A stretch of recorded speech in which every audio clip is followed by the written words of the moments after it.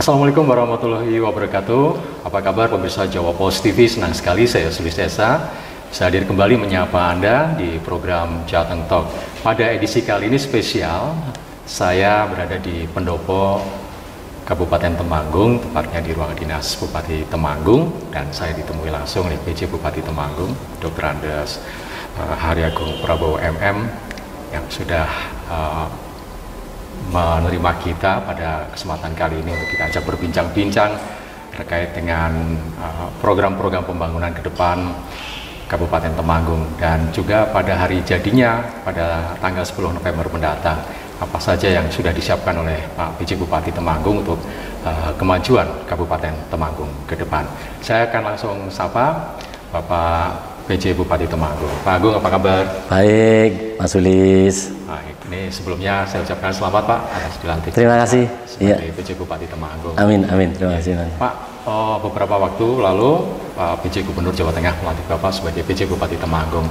Ada pesan khusus nggak Pak yang disampaikan oleh PJ Gubernur kepada Bapak selaku PJ Bupati Temanggung? Jadi ada dua hal pesan yang disampaikan Pak PJ Gubernur Jawa Tengah. Yang pertama adalah tangani stunting itu dengan baik, ya, stunting. Yang kedua inflasi. Inflasi, turunkan inflasi sekecil mungkin. Dua hal yang disampaikan kepada Pak PJ Gubernur kepada kami untuk melakukan itu pada proses masa transisi ini. Stunting ada isu nasional ya Pak? Ya, isu nasional. Kalau boleh tahu bagaimana program-program juga angka stunting di wilayah Kabupaten Temanggung sampai sejauh ini Pak? Terima kasih Mas Sulis. Jadi program pada waktu Pak Bupati periode 2018-2023 kemarin, yaitu Pak Muhammad Ahladik sama Pak Bowo Wakil Bupati, programnya luar biasa, sudah melakukan gerakan gebrakan terhadap bagaimana menurunkan angka stunting kita. Kebetulan kami menjabat sekretaris daerah dan menjadi ketua stunting.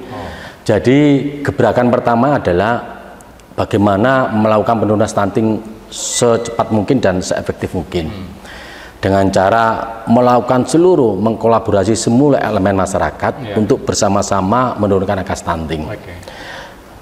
3 bulan mereka lakukan dengan cara memberikan makanan tambahan terhadap anak-anak yang terkena stunting, yang sudah Baini Mbak Edersnya sudah ada dari Dinas Sosial, dari KB, dari Dinas Kesehatan. 3 elemen ini kolaborasi bersama, dan ada Baini Mbak Edersnya baru kita coba untuk memberikan makanan tambahan terhadap anak-anak yang stunting ini.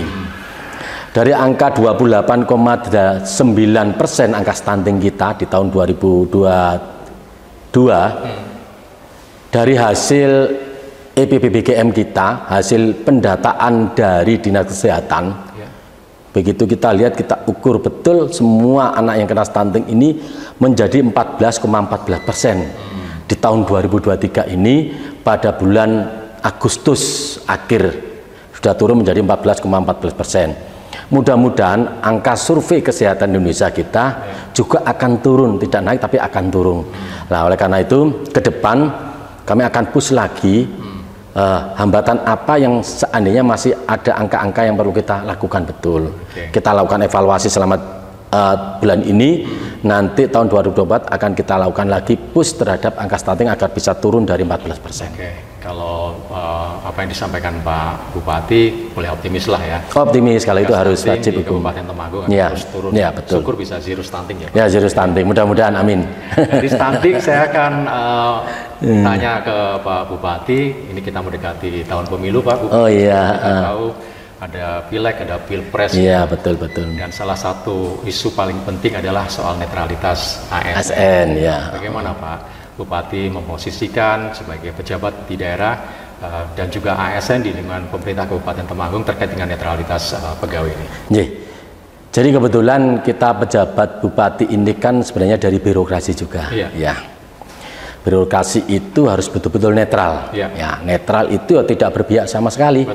Baik ke kanan maupun ke kiri. Nah, oleh karena itu saya sampaikan kepada seluruh UPD, seluruh perangkat di jajaran di bawah, mulai dari kepala dinas, badan, kantor, itu kita sampaikan bahwa betul-betul kita harus netral.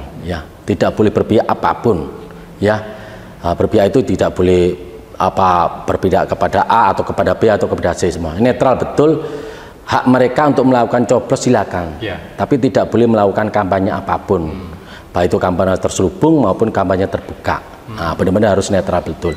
Tidak hanya kepada birokrasi, tapi kepada seluruh kepala desa saya sampaikan juga. Kepala desa juga tidak boleh melakukan kampanye apapun, ya, harus betul-betul netral gitu. Ini yang tadi kami sudah ketemu Pak Guyuban Kepala Desa, kami sampaikan semuanya harus netral betul seluruh kepala desa agar supaya penyelenggaraan pemerintahan ini dalam rangka pemilu ini berjalan dengan efisien, efektif, akuntabel, dan sukses tanpa ekses. Itu yang paling penting ya. Tapi muara akhirnya kan kondusivitas ya Pak ya. Kondusivitas daerah saya terjaga, itu muara akhir. Sejauh ini Pak, meskipun mungkin masih beberapa bulan lagi ke depan, kondusivitas di wilayah Temanggung terkait dengan situasi menjelang pileg dan pilpres, meskipun belum masuk kampanye, tapi kan sudah mulai nih Pak pergerakan partai politik maupun caleg dan juga pendukung calon presiden. Bagaimana Pak di wilayah Temanggung sendiri sampai sejauh ini? Ya, memang ada beberapa gerakan-gerakan, tapi belum begitu nampak gerakannya. Tapi saya yakin bahwa yang pasti saya selaku PJ Bupati dan di bawah seluruh birokrasi itu benar-benar netral semuanya, berlaku adil kepada seluruh stakeholder partai politik, itu yang kita jaga betul. Kalau kita berlaku adil dan menjaga seluruh netralitas itu, saya yakin bahwa pemilu akan terjaga kondusivitasnya. Itu aja betul sebenarnya. Kalau soal kondusivitas, keamanan, bekerja sama dengan APH, aparat penegak hukum, wilayah-wilayah yang mungkin mendapat perhatian khusus ini Pak, khususnya di pemerintah kabupaten Pak. Jadi menurut APH, penegak hukum, ada beberapa memang di kecamatan yang memang harus perlu bukan penjagaan ekstra ketat, tidak, tapi perlu dijagalah stabilisasinya juga. Tapi saya yakin bahwa pemilu kali ini menurut saya ini mudah-mudahan betul-betul terjaga kondusivitasnya. Asal semua komponen masyarakat itu bersama-sama, berkolaborasi bersama, bersinergi bersama, itu menjaga betul kondusivitas daerah. Itu aja sebenarnya, kuncinya di situ. Baik partai politik, baik tokoh masyarakat, tokoh agama, APH, dan kita sebagai birokrasi pemerintah daerah itu betul-betul berkolaborasi bersama, bersinergi bersama, menjaga betul jangan sampai terjadi suatu hal sehingga kondusivitas bisa terjaga dengan baik. Itu aja sebenarnya kuncinya di situ. Bicara soal aparat sampai tingkat bawah, kepala desa tadi Pak Bupati menyampaikan sudah warning ya, sudah memberi juga ke para kepala desa.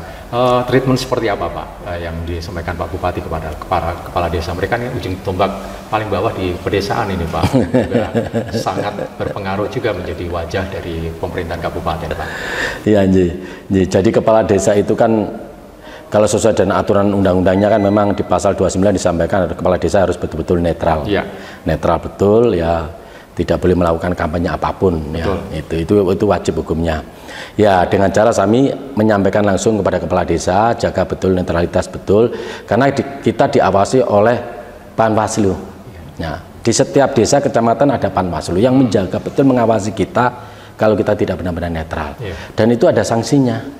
Ada sanksi teguran lisan, ada teguran tertulis, ada sanksi administrasi, sampai dengan pemerintahan sementara dan pemberhentian tetap. Itu semua ada di aturan regulasinya, sehingga tadi saya sampaikan hati-hati betul. Apapun kepala desa ini adalah ujung tombak di bawah. Harus betul mensikapi kehati-hatian betul. Karena kita tidak tahu betul siapa kawan, siapa lawan. Harus dijaga betul sehingga netralitas betul di desa itu bisa terjaga untuk kepala desa. Ada berapa desa Pak di 266 desa. 266 desa. Berapa kecamatan Pak? 20 kecamatan. 20 kecamatan. Ini kan sangat luas ya Pak ya. Luas. Sangat luas dengan jumlah desa yang mencapai ratusan. Ya, betul. Nah, itu kan untuk aparat pemerintahan sampai desa ya. Ya, betul. Masyarakat sendiri Pak bersama dengan penyelenggara pemilu lainnya, apa yang dilakukan khususnya untuk kesadaran masyarakat, tidak hanya mereka menggunakan hak pilihnya, tapi juga ikut menjaga kondusivitas lingkungan minimal di sekitar lingkungan mereka Pak. Ya, kepada tokoh-tokoh masyarakat biasanya nanti kita sampaikan lewat kecamatan untuk menyampaikan pada tokoh-tokoh masyarakat di RT masing-masing agar menjaga kondusivitas wilayah RT masing-masing. Itu yang dilakukan oleh Pak Camat dan Pak Kepala Desa dan Pak Kepala Kelurahan. Terus itu juga berkolaborasi nanti dengan kita, dengan Bawaslu dan KPU ya.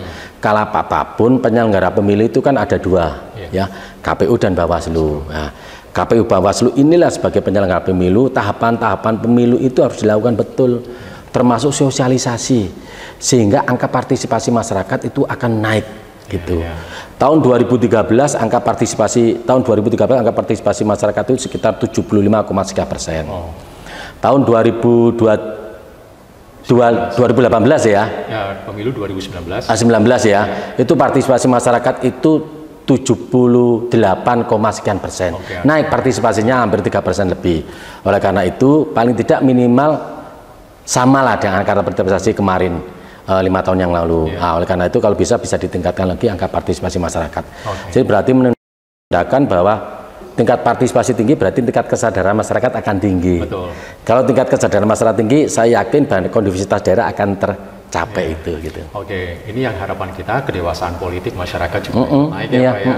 Dan juga kalau mendengar penjelasan dari Pak PJ Bupati, kita bolehlah optimis di Kabupaten Temanggung. Iya, amin. Mudah-mudahan aman ya Pak. Aman, bismillah. Aman. Apalagi tanggal 10 November Kabupaten Temanggung akan merayakan hari jadinya Pak ya. Oh ya. Ke 189. Ke 189 jadi Kabupaten Temanggung. Saya ingin menggali nanti apa saja kegiatan dan program-program untuk Kabupaten Temanggung yang sudah menginjak usia 189 Pak ya.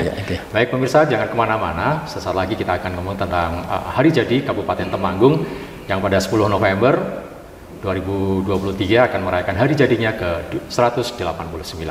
Kita akan kembali usai pariwara berikut ini.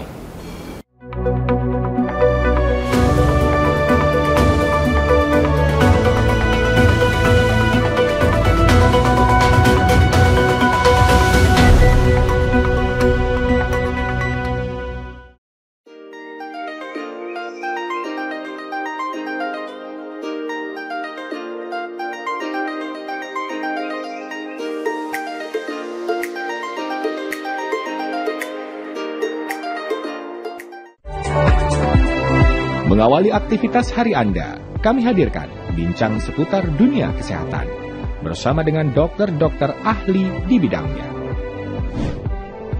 Kalau pakai masker terus bicaranya nggak jelas tuh, kita punya kebiasaan tuh menurunkan masker kita.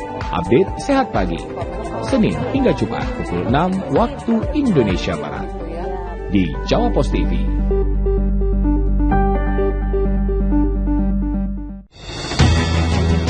Dalam satu hari peristiwa pasti terjadi, dan untuk memenuhi kebutuhan Anda akan informasi, kami hadir menjelang waktu istirahat Anda.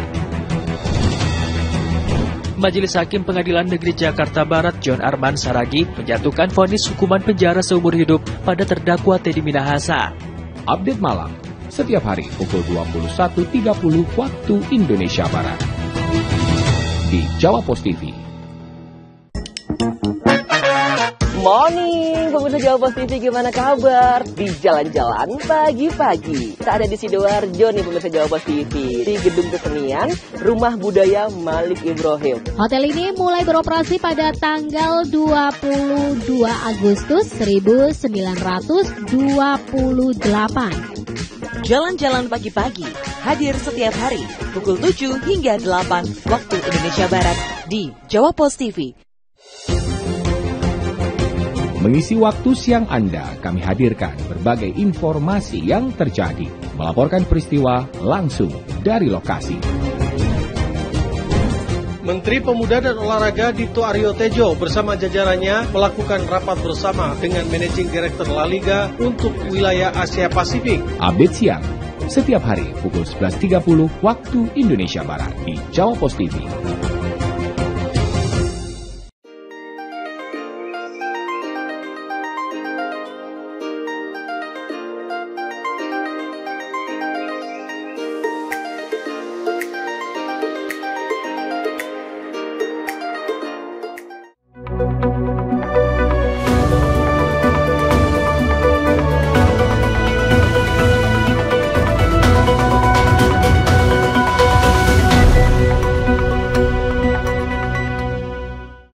Terima kasih pemirsa, masih bersama kami di Jateng Talk bersama PJ Bupati Temanggung, Bapak Hari Agung Prabowo.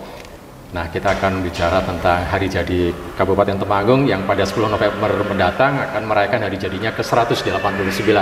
sebuah usia yang sudah sangat matang ya, 189. Temanya apa Pak Bupati? Temanya berpadu untuk Temanggung melaju. Berpadu untuk Temanggung melaju. Wah, melaju itu lari loh. Lari dengan cepat. Lari dengan cepat. Iya, betul. Kalau kemarin mungkin start ya Pak ya. Larinya ya Pak ya. Iya. Maknanya apa Pak? Kalau boleh tahu ini Pak. Berpadu itu berkolaborasi bersama antara seluruh komponen yang ada di Kabupaten Temanggung, baik itu stakeholder dan yang lain-lainnya, baik itu tokoh masyarakat, tokoh agama dan sebagainya, berpadu bersama, bersinergi dalam rangka membangun Temanggung lebih cepat.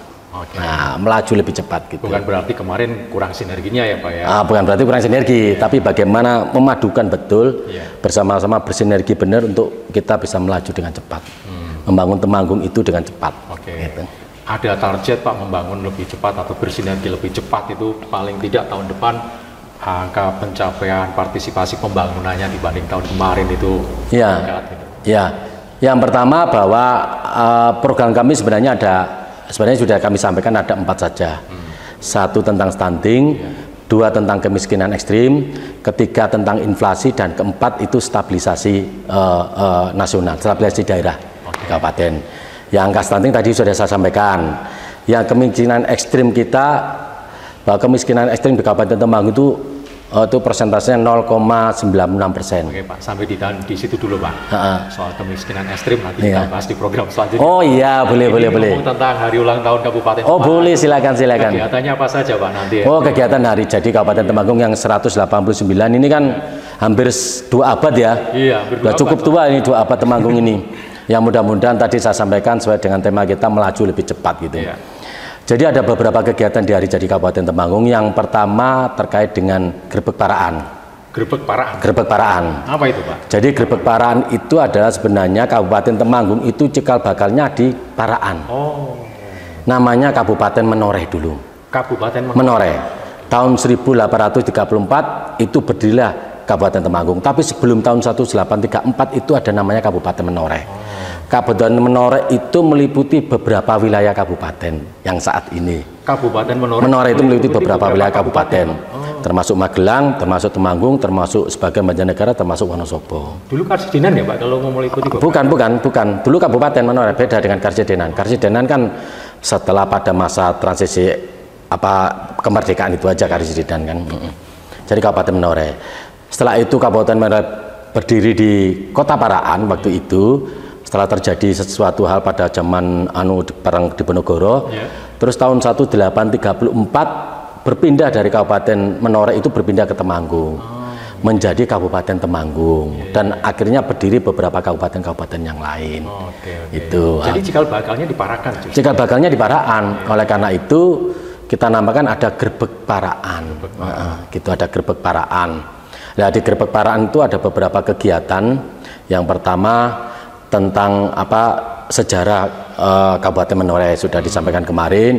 Yang besok kedua itulah adalah Grebek Paraan ya, dulu menyongsong ya, membawa petaka-petaka yang dari Kabupaten Menoreh dibawa ke Kabupaten Temanggung. Besok rencananya jalan kaki Pak. Jalan kaki. Kalau mau jalan kaki silakan jalan kaki. Dari Paraan sampai Temanggung ya Pak. Dari Paraan sampai Temanggung keinginan kami ini semuanya jalan kaki. Ya, tapi karena mungkin cukup jauh 10 km ya, mungkin akan diberikan mobilitas yang lain. Yang penting bahwa sejarah Kabupaten Menoreh kepada Kabupaten Temanggung itu ada sejarahnya gitu ya. Ada caranya lewatnya mana tuh sebenarnya. Gitu, ada sejarahnya betul. Nah, ini yang kita lakukan, uri-uri itu kita lakukan kepada anak-anak kita. Kepada anak kita bahwa ternyata kita itu dulu pernah tahu ternyata kita punya namanya Kabupaten Menoreh ini. Setelah dari Temanggung, nanti di Temanggung juga ada prosesi prosesi adat itu, penyerahan dari pataka ini kepada Bupati Temanggung. Itu malamnya kita akan songsong Joyonegoro, yaitu Song Joyonegoro adalah mengganti songsong ya, payungnya yang dulu setiap tahun kita lakukan itu. Maaf, Joyonegoro itu siapa? Joyonegoro itu Bupati Temanggung pertama. Tahun 1834. Joyonegoro itu Bupati pertama. Dan makamnya ada di belakang makam Masjid Agung Temanggung. Temanggung. Nah, itu setiap tahun akan kita ganti songsongnya. 2 songsong, pertama adalah Pak bupati kita, yang kedua adalah ibu bupati kita. Hanya dua makam di sana itu. Ganti, setelah itu kita tahlil, selesai acara tanggal 9. Itu malamnya ya Pak? Malamnya. Acara tanggal 10 kita upacara. Karena tanggal 10 November itu bertepatan dengan Hari Pahlawan dan Hari Jadi Kabupaten Temanggung. Jadiin satu ya? Jadikan satu semuanya. Selesai acara inti kita. Setelah itu acara-acara tambahan. Ada acara tambahan, satu ada budaya lokal kita nanti kita tampilkan ya. Ada jaran kepang dan sebagainya gitu kita tampilkan seperti karena kita itu kan terkenal dengan budaya jaran kepangnya. Kemarin dari teman-teman seni dari Vietnam itu datang ke sini untuk melihat budaya kita yang jaran kepang ini. Karena ternyata kita sudah terkenal di mancanegara budaya jaran kepang ini. Nah, nanti kita ada studi banding seperti apa, terus melakukan kolaborasi antara seni Vietnam ya mereka dengan seni ada di Kabupaten Temanggung, khususnya jaran kepang. Nanti kolaborasi ya? Kolaborasi ya. Nah, mudah-mudahan nanti bisa ditampilkan di Hari Jadi Kabupaten Temanggung kolaborasinya ini. Nah, setelah itu selesai nanti juga ada artis nasional. Ada sekali tempo ada artis nasional kita. Setahun sekali lah paling enggak ya. Wah, kalau bisa setahun sekali. Ini sudah 5 tahun kita belum pernah ini. Tahun ini kita upayakan ada artis nasional. Nanti baru kali ini berarti. Baru kali ini. Ada artis karena apapun ya kita mengakomodir semuanya ya, mengakomodir memang yang suka juga terhadap kegiatan-kegiatan budaya nasional, ada juga kepada budaya-budaya daerah ini kita akomodir semuanya. Dan nanti pada setelah selesai acara pentas artis semuanya ada pesta kembang api. Pesta kembang api. Di alun-alun. Nah, besoknya nanti ada jalan sehat. Melibatkan seluruh masyarakat. Melibatkan seluruh komponen masyarakat yang ada di Kabupaten Temanggung. Kita undang semuanya masyarakat Kabupaten Temanggung, 20 kecamatan kita undang untuk bersama-sama jalan sehat di Kabupaten Temanggung. Pusatnya di alun-alun. Pusatnya di alun-alun. Hadiahnya tidak main-main itu. Apa saja ini? Hadiahnya yang besar itu sapi. Sapi, Pak? Sapinya 2. Juara 1, sapinya 2. Wah, juara 1 bukan juara. Yang beruntung? Kan yang beruntung kan diundi kan. Ya, itu sapinya 2. Sapinya 2. Bobotnya kemarin satu bobot sekitar 680 kilo. Wah, kalau diuangkan berapa itu ya, Pak? Ya, kira-kira sekitar 40-45 juta lah. 2 berarti 100-an. Kurang lebih segitu. Bisa ikut ini saya, Pak? Bisa ikut, silakan ikut. Nah, Pak. Gratis, nggak bayar. Nggak bayar. Dapat 5 dan kupon ada, ya, dan adik-adik yang lain lah ada gitu. Kalau ikut dapat 5 kupon ya, Pak? Oh, udah 5 kupon. Jauh-jauh dari Semarang, Pak. Jauh-jauh dari Semarang nanti. Boleh, silakan. Itu terus ada kegiatan-kegiatan yaitu seni budaya dan sebagainya kita, termasuk ada pameran seni lukis, ada pameran UMKM, ada Dekranasda, batik dan sebagainya. Itu. Kalau bicara tentang kerajinan apa yang akan ditonjolkan, Pak, khusus untuk peringatan Hari Jadi? Batik nanti kita tonjolkan, batiknya kita tonjolkan nanti di Dekranasda nanti kita tonjolkan batik-batik asli Temanggung. Temanggung juga punya khas batik. Punya khas batik, kualitasnya juga bagus-bagus sebenarnya. Oke. Kita tahu batik kan Solo, Pekalongan ya. Iya, betul. Temanggung motifnya apa ya? Banyak sih sebenarnya Temanggung itu motifnya. Ada yang motifnya itu buah ya. Ada buah ya. Ada yang motifnya itu adalah tembakau. Ya, buahnya karena kita terkenal dengan buah kopi ya motifnya kopi. Ya, ada yang motifnya adalah tembakau juga. Dulu kita pernah menggunakan seragam jaran kepang, motifnya jaran kepang sama tembakau dan kopi. Wah, dulu pernah. Tahu ini, Pak, ada motif batik jaran kepang, Pak. Ada motif jaran kepang dulu. Pak, ini, nanti bisa dilihat nanti banyak motif di sana. Oke, jadi memadukan seni lokal dan nasional. Nasional, betul. Oke, itu peringatan. Terus apa lagi, Pak, selain seni kemudian khas yang muncul pada peringatan Hari Ulang Tahun Temanggung? Ya, kegiatan-kegiatan rutin seperti ada jalan sehat, ada jalan lintas alam juga dilaksanakan. Ada tenis meja, banyak juga kegiatan-kegiatan yang lain juga. Oke, ini perpaduan yang cukup menarik, seni lokal, nasional dan juga dari internasional. Vietnam juga hadir. Iya, Vietnam juga hadir ya. Oke, Pak, ini kan bicara tentang Hari Ulang Tahun Temanggung ke-189. Spirit apa yang ingin dibawa oleh Pak Bupati kepada masyarakat untuk ikut serta mereka memajukan Kabupaten Temanggung? Ya, jadi spirit saya sebenarnya mudah sebenarnya. Mari kita bersama-sama membangun Temanggung lebih hebat. Itu saja sebenarnya.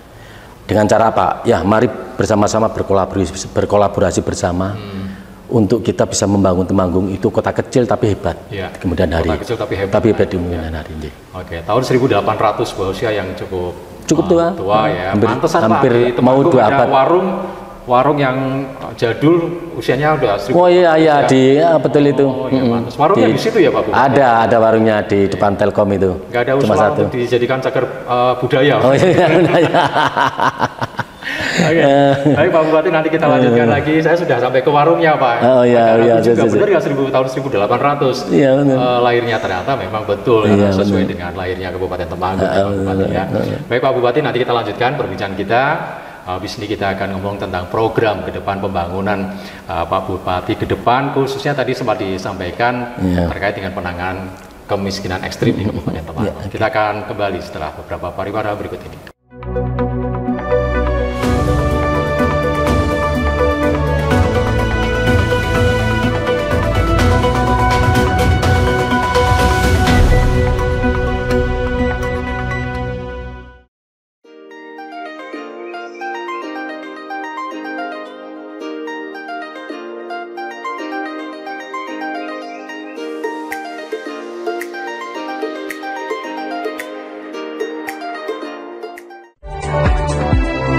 Mengawali aktivitas hari Anda, kami hadirkan bincang seputar dunia kesehatan bersama dengan dokter-dokter ahli di bidangnya. Kalau pakai masker terus bicaranya nggak jelas tuh, kita punya kebiasaan tuh menurunkan masker kita. Update Sehat Pagi, Senin hingga Jumat pukul 6 waktu Indonesia Barat di Jawa Pos TV.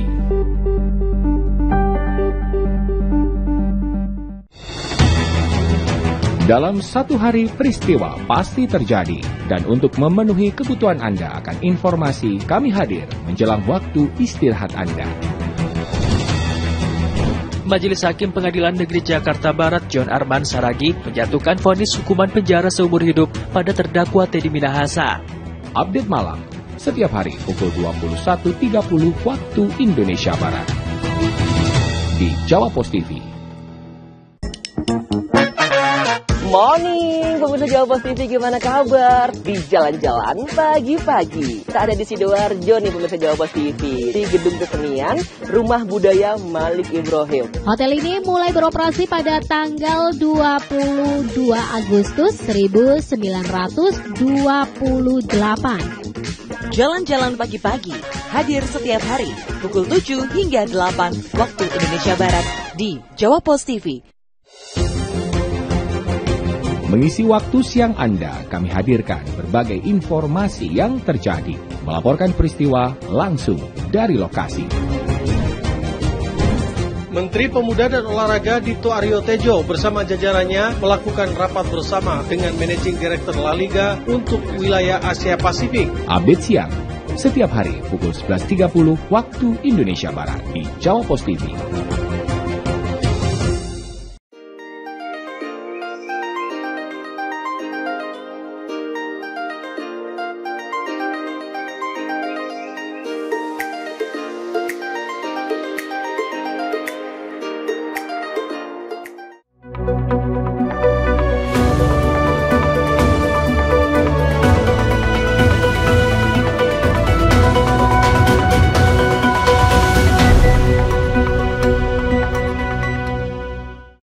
Terima kasih pemirsa, Anda masih bersama saya Suli Sesa dan juga PJ Bupati Kabupaten Temanggung, Bapak Hari Agung Prabowo. Kita bicara tentang banyak hal tadi di segmen pertama dan kedua, khususnya hari ulang tahun Kabupaten Temanggung yang pada 10 November mendatang akan merayakan hari jadinya ke-189. Usia yang sudah cukup matang, beragam acara juga sudah disiapkan untuk warga Kabupaten Temanggung. Jadi monggo dinikmati warga Kabupaten Temanggung, tidak hanya warga Kabupaten Temanggung, sekitarnya juga boleh, ya. Boleh hadir. Boleh hadir, silakan. Saya juga nanti kalau ada waktu hadir juga. Boleh, silakan. Pengen nonton Jaran Kepang. Jaran Kepang sama hadiah sapi. Wah, hadiah sapi. Pulang bawa sapi repot juga ya. Langsung aja dijual mungkin. Oh ya, langsung. Sudah ada di situ orangnya mesti. Sudah ada yang siap menampung Pak Bupati ya. Ini aktivitas seharian banyak nih Pak Bupati ya. Kalau boleh tahu seharian kemana saja nih Pak Bupati? Ya, aktivitas kami itu kan sebenarnya melihat ke bawah seperti apa toh sebenarnya masyarakat itu. Betul. Kondisinya seperti apa toh. Itu yang nanti sebagai pijakan saya ke depan untuk membangun Temanggung lebih baik. Sebenarnya itu saya menampung aspirasi dari masyarakat, komponen masyarakat, lembaga masyarakat, semuanya kita tampung aspirasinya mau seperti apa. Nah ini sebagai pijakan saya untuk menentukan anggaran di tahun yang akan datang.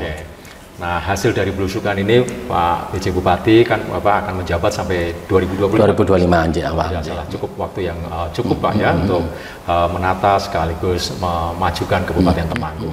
Hal-hal apa saja yang ditangkap Pak Bupati di lapangan, prioritas-prioritas apa dalam ke depan dalam kepemimpinan Bapak sebagai Bupati yang akan dimunculkan atau menjadi prioritas, skala prioritas Bapak sebagai Bupati. Jadi masa transisi saya itu kan sebenarnya nggak begitu lama. Nah ini masa transisi dalam rangka nanti pada masa Bupati yang definitif. Gitu. Sebenarnya ada 3 program yang saya akan lakukan pada masa transisi ini aja. Kalau kegiatan-kegiatan esok bisa dilaksanakan oleh Kepala UPD-UPD. Yang pertama adalah tadi saya sampaikan tentang stunting. Bagaimana akan menurunkan angka stunting ini sekecil-kecilnya. Kalau bisa zero ya. Kalau bisa zero. Kalau bisa zero. Ini yang akan kita lakukan. Yang kedua tentang kemiskinan ekstrim yang tadi saya sampaikan, kita itu 0,96%. Kalau bisa saat ini angkanya 0,96%. Angka itu kurang lebih sekitar 7.916 jiwa. Dari total berapa? Dari total Kabupaten Temanggung, dari total 811.000 jiwa. Kabupaten Temanggung itu. Tapi apapun ini tetap bahwa di Temanggung ada orang yang masih dalam tahapan miskin ekstrim ini. Apa indikator miskin ekstrim? Satu, pendapatan per kapita itu adalah 245.000 per bulan, kurang dari itu. Nah itu yang pertama. Yang kedua itu adalah rumah tangga RTLH, rumah tangga tidak layak huni. Itu yang pertama tidak memiliki jamban, yang kedua tidak memiliki plesterisasi, plester tanahnya, yang ketiga tidak memiliki listrik. Masih ada yang masih ada itu, yaitu 7.000 sekian itu. Setelah sudah masuk jaringan listrik Pak ya? Sudah masuk, mungkin sudah masuk jaringan listrik, tapi mereka tidak mampu karena pendapatan per kapitanya kecil. Nah, ya. Oleh karena itu akan kita lakukan push pada perubahan anggaran ini dan tahun 2024 agar supaya semua di tahun 2024 itu sudah nol semuanya. Kalau angka paling tidak 0,001% lah sudah bisa kita bisa tercapai itu.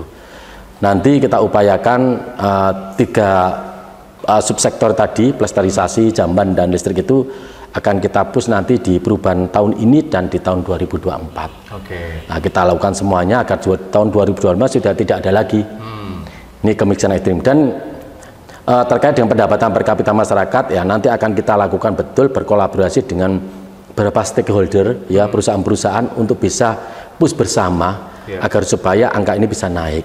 Ya, karena memang kemarin pada pandemi COVID mungkin banyak yang di PHK sehingga banyak orang yang tidak bekerja, akhirnya angka kemiskinan ekstrim kita agak naik sedikit. Tapi mudah-mudahan sekarang mereka sudah seluruh perusahaan ini pihak ketiga sudah melakukan sesuai dan COVID sudah tidak lagi, ya mungkin sudah mulai menggeliat juga.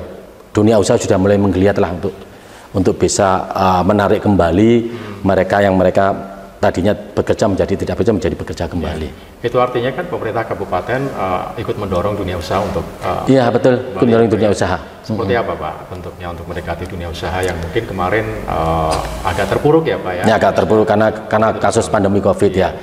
Ya mungkin pertama kami akan mempermudah mereka dalam hal perizinan ya.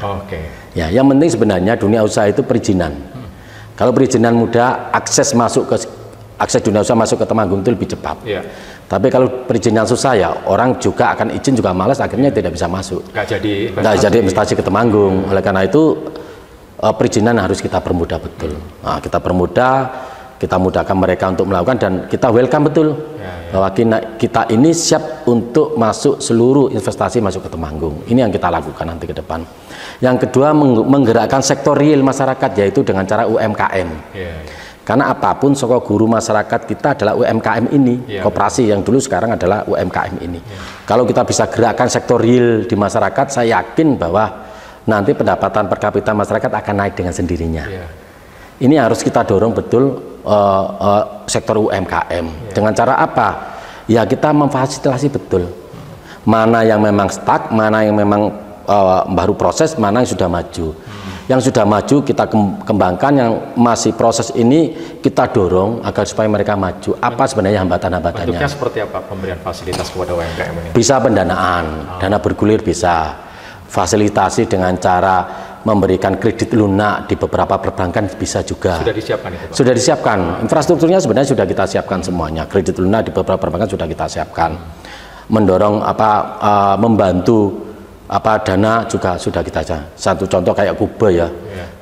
Kegiatan usaha bersama ekonomi masyarakat yang kecil itu ada Kuba itu, kita berikan fasilitasi, kita berikan mereka sedikit dana untuk merespon mereka untuk bisa berkembang di sektor real. Jadi ada dana khusus ya yang disiapkan? Ada dana khusus sebenarnya, ada dana khusus kita berikan, bentuknya ya stimulan bagi mereka untuk mereka bisa bergerak di sektor real. Oke, yang sudah settle Pak UMKM agar mereka bisa bertahan, dukungannya seperti apa dari pemerintah?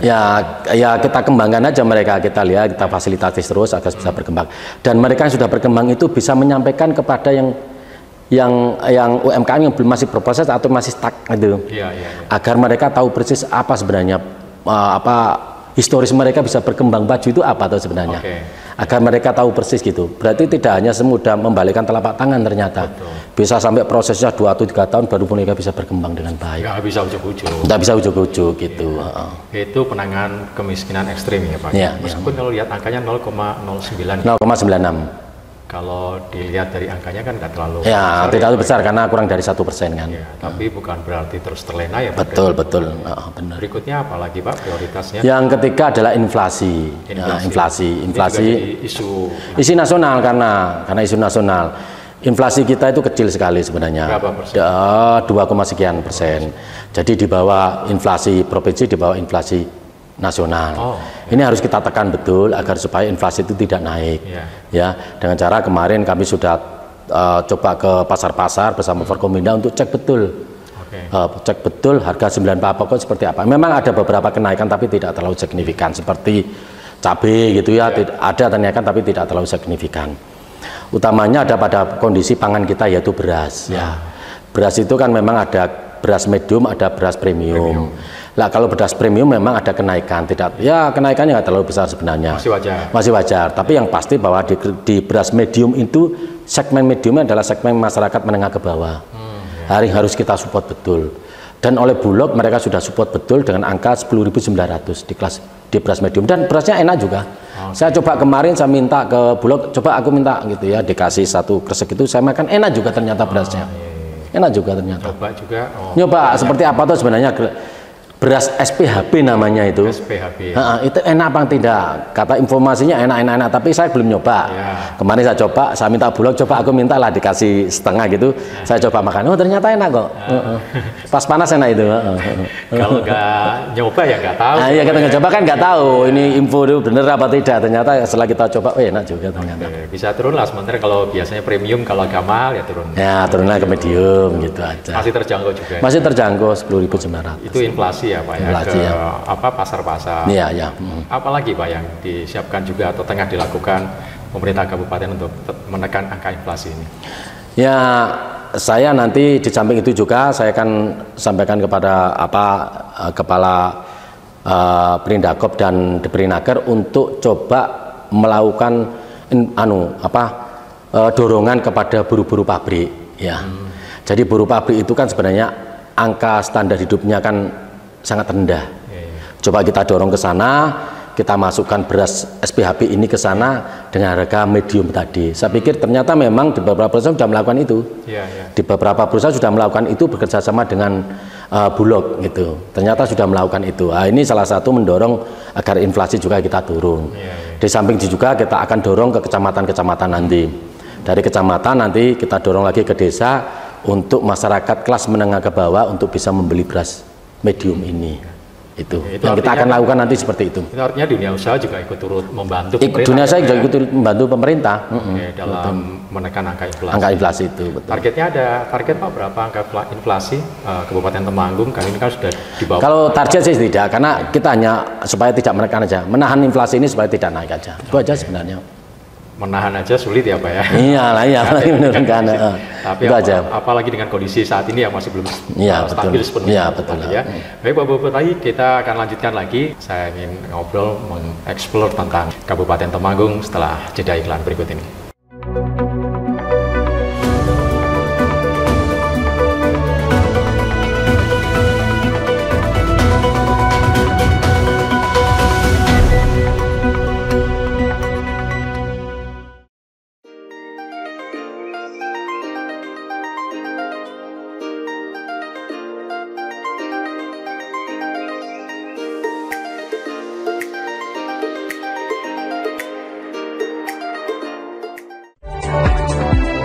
Mengawali aktivitas hari Anda, kami hadirkan bincang seputar dunia kesehatan bersama dengan dokter-dokter ahli di bidangnya.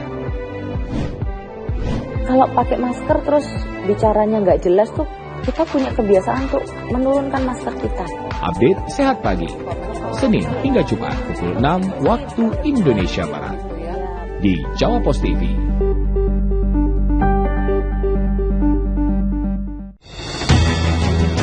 Dalam satu hari peristiwa pasti terjadi, dan untuk memenuhi kebutuhan Anda akan informasi, kami hadir menjelang waktu istirahat Anda. Majelis Hakim Pengadilan Negeri Jakarta Barat John Arman Saragih menjatuhkan vonis hukuman penjara seumur hidup pada terdakwa Teddy Minahasa. Update malam setiap hari pukul 21.30 waktu Indonesia Barat di Jawa Pos TV. Morning, pemirsa Jawa Pos TV, gimana kabar? Di jalan-jalan pagi-pagi. Kita ada di Sidoarjo nih pemirsa Jawa Pos TV, di Gedung Kesenian Rumah Budaya Malik Ibrahim. Hotel ini mulai beroperasi pada tanggal 22 Agustus 1928. Jalan-jalan pagi-pagi, hadir setiap hari, pukul 7 hingga 8 waktu Indonesia Barat di Jawa Pos TV. Mengisi waktu siang Anda, kami hadirkan berbagai informasi yang terjadi, melaporkan peristiwa langsung dari lokasi. Menteri Pemuda dan Olahraga Dito Aryo Tejo bersama jajarannya melakukan rapat bersama dengan Managing Director La Liga untuk wilayah Asia Pasifik. Update siang, setiap hari pukul 11.30 waktu Indonesia Barat di Jawa Pos TV.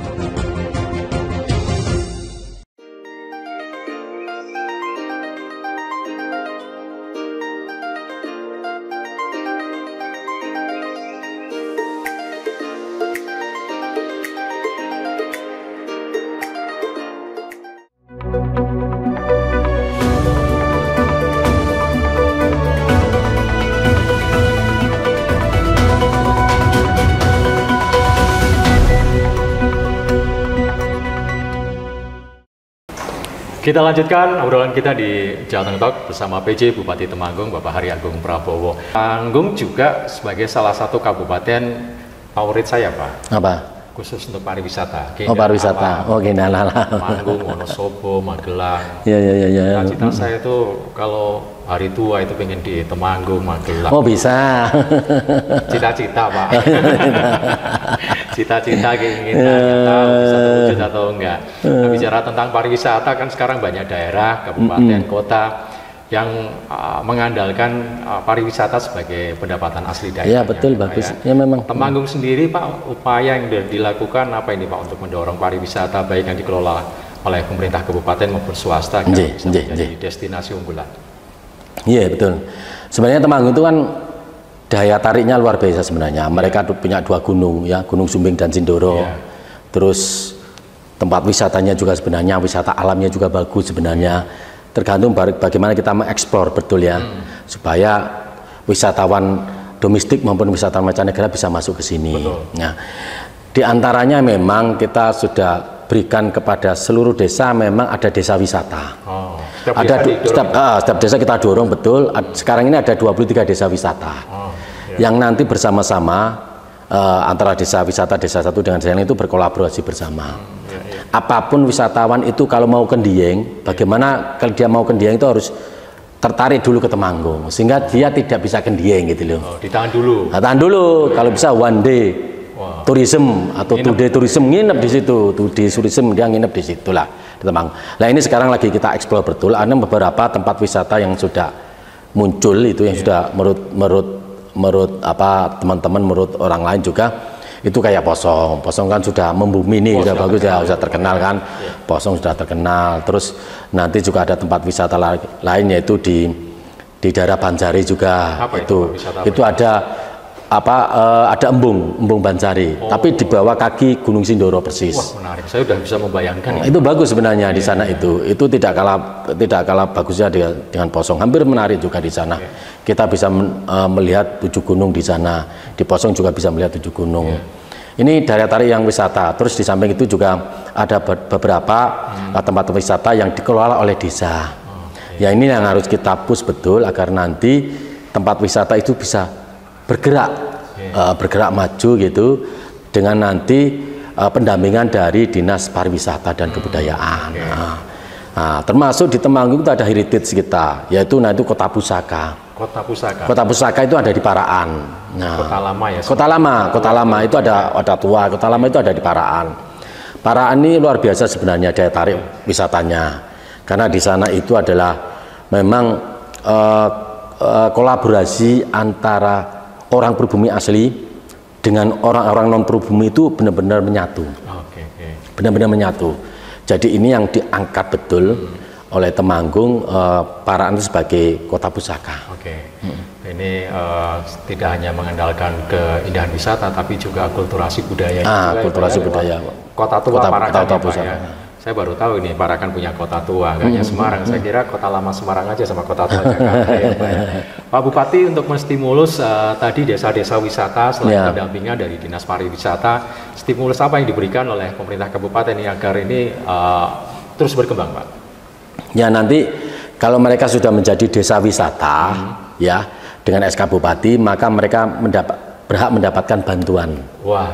Mendapat bantuan baik itu oleh pemerintah provinsi, pemerintah kabupaten atau pemerintah pusat. Ini salah satu kalau mereka sudah mendapatkan SK itu, mereka bisa mendapatkan bantuan itu. Sudah ada desa yang dapat? Sudah. 23 desa itu sudah dapat bantuan juga semuanya. Semuanya dapat bantuan. Ada dari pemerintah pusat, ada yang pemerintah provinsi, ada yang pemerintah kabupaten. Wujudnya dibentuk dalam bentuk apa, Pak, ini stimulan yang diberikan? Ada beberapa macam, bisa barang, bisa uang gitu ya. Yang pasti bahwa apa mau dikonsep di desa wisata itu. Kalau konsepnya bagus betul dengan anggaran memang sesuai, ya kita push mereka untuk kita berikan bantuan. Dan setelah kita bantuan, kita fasilitasi betul, kita dorong betul. Jangan hanya diberikan bantuan setelah itu tidak difasilitasi, akan mangkrak itu. Nah, tapi kita fasilitasi terus, kita bantu terus. Termasuk yang paling luar biasa sekarang adalah Dinjumprit. Apa itu, Pak? Dinjumprit itu dapat dana bantuan dari pemerintah pusat lewat PUPR. Itu ada 3 tahun kita mendapatkan bantuan. Daya tarik ikon Temanggung yang paling bagus adalah sebenarnya Dinjumprit. Di sana ada tempat wisata, di sana ada semacam kayak air ya, mata air yang digunakan untuk umat Buddha mereka, untuk ambil airnya untuk Waisak ya. Nah, di Dinjumprit itu. Nah, ini kita bangun juga di sana semacam kayak tempat wisata menarik, dan ada kolam renang, ada tempat-tempat makan, ada tempat kuliner dan sebagainya kita bangun. Anggarannya dari Kementerian PUPR itu sudah besar sekali, hampir total sekitar 45 miliar.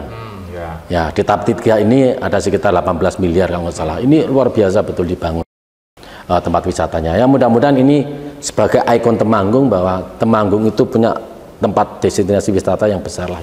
Kalau infrastruktur sendiri gimana, Pak, dukungan yang diberikan? Kalau infrastruktur bagus sebenarnya.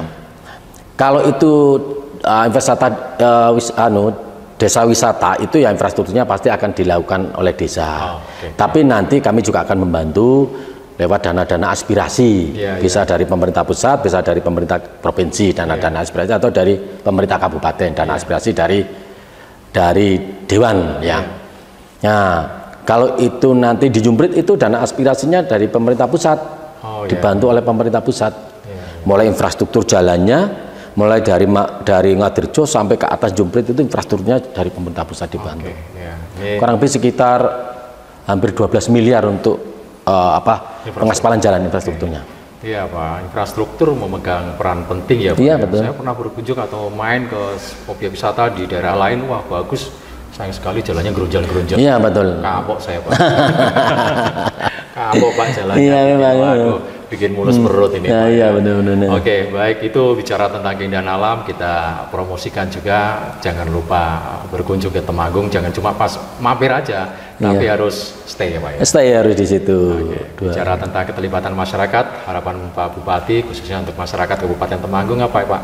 Agar Temanggung ini semakin hebat, meskipun kota kecil tapi hebat, nggak kalah dengan kabupaten lain di Jawa Tengah. Jadi sebenarnya keterlibatan komponen masyarakat itu sangat penting sekali bagi kami selaku stakeholder. Apapun pemerintah kabupaten itu memfasilitasi semuanya. Masyarakat yang berperan aktif bersama-sama, berkolaborasi bersama, bersinergi bersama untuk membangun Temanggung itu lebih hebat lagi. Sebenarnya itu intinya. Kita hanya sebagai pelayan masyarakat, memberikan layanan terbaik kepada masyarakat. Masyarakat memberi input kepada kita apa yang harus kita lakukan ke depan lebih baik. Itu saja sebenarnya. Oke. Baik Pak Bupati, terima kasih waktunya sudah berbincang bersama kami di Jawa Post TV. Sama-sama. Sukses Pak Bupati. Amin. Sukses. Demikian pemirsa, perbincangan kita bersama dengan PJ Bupati Temanggung, Dr. Andes Haryagung Prabowo MM, terkait dengan pembangunan di Kabupaten Temanggung yang pada 10 November 2023 merayakan hari jadinya ke-189. Saya Suli Sesa, pamit undur diri, sampai jumpa. Wassalamualaikum warahmatullahi wabarakatuh.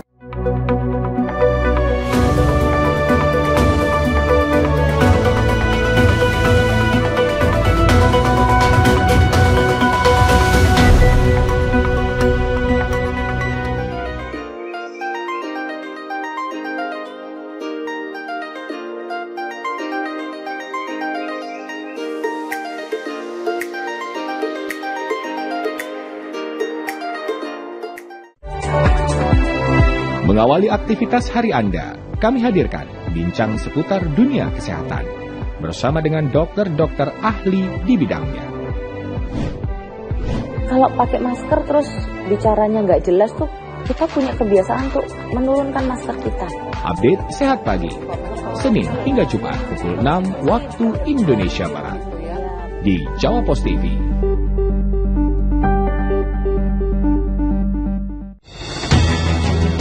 Dalam satu hari peristiwa pasti terjadi, dan untuk memenuhi kebutuhan Anda akan informasi, kami hadir menjelang waktu istirahat Anda.